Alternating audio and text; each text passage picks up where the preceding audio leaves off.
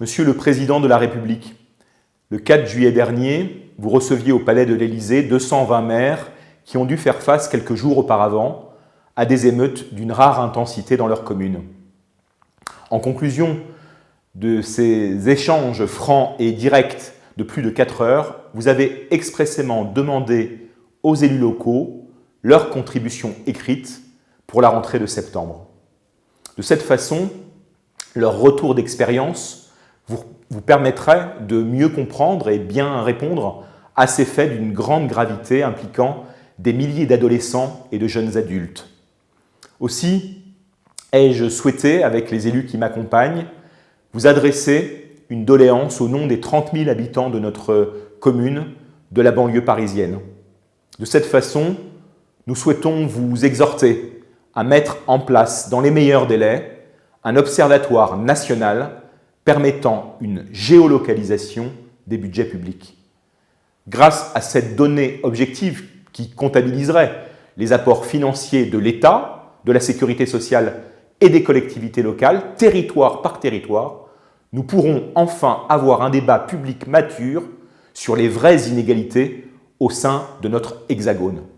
En effet, les nuits d'émeutes étaient à peine terminées, les tensions encore palpables, et nous avons vu ressurgir les virtuoses de la fracturation sociale, nous resservir sur les ondes radio et les plateaux de télévision le discours rance sur les milliards versés aux banlieues, dont le sous-entendu raciste est évident.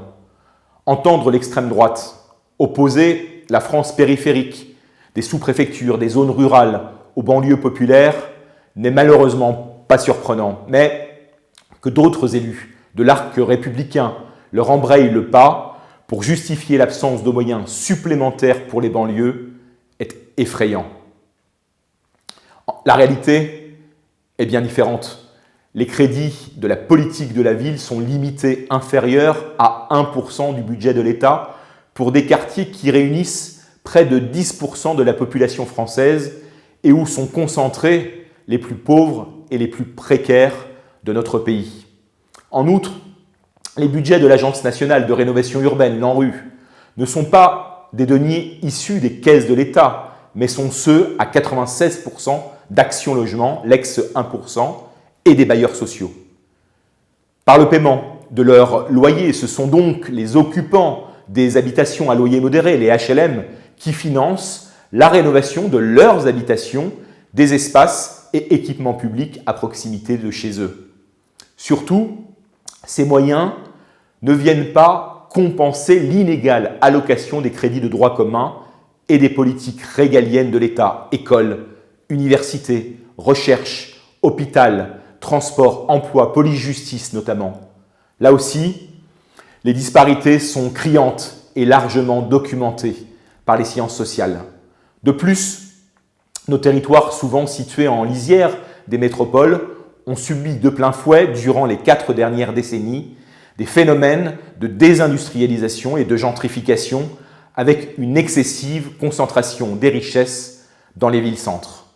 Les investissements publics ont souvent exacerbé ces inégalités territoriales et sociales plutôt que de les corriger.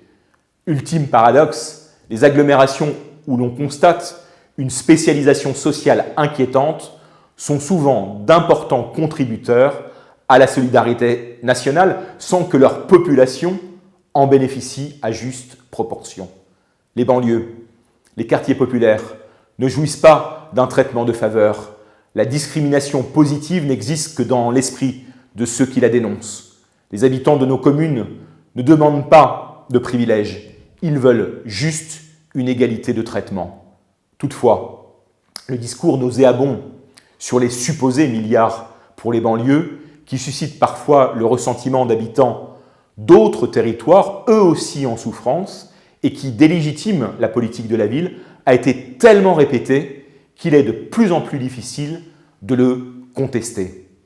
Pour sortir de cette polémique stérile et de cette impasse, nous devons faire la transparence sur l'argent consacré par l'État, la sécurité sociale et les collectivités locales à tous les territoires, des banlieues et d'ailleurs. Nous devons constituer une banque de données pour adresser avec précision les crédits publics et démontrer, chiffre à l'appui, que les quartiers pauvres sont souvent maltraités. Une proposition analogue avait été formulée dans le rapport qui vous avait été remis par Jean-Louis Borloo en avril 2018. Bien que ce travail collectif transpartisan n'ait pas eu de suite, vous aviez indiqué que la création de cet observatoire d'aide à la décision était indispensable. À ce jour, rien n'a été encore mis en œuvre et l'accès à ces statistiques d'intérêt général nous est toujours interdit. Chacun garde à l'esprit le mouvement des Gilets jaunes à l'hiver 2018 et la révolte de notre jeunesse en juillet dernier. À l'heure où les enjeux de notre cohésion nationale n'ont jamais été aussi sensibles, les Rissois et avec eux l'ensemble des habitants des quartiers populaires comptent sur vous pour construire l'évidence en créant cet outil de cartographie de la répartition des données publiques.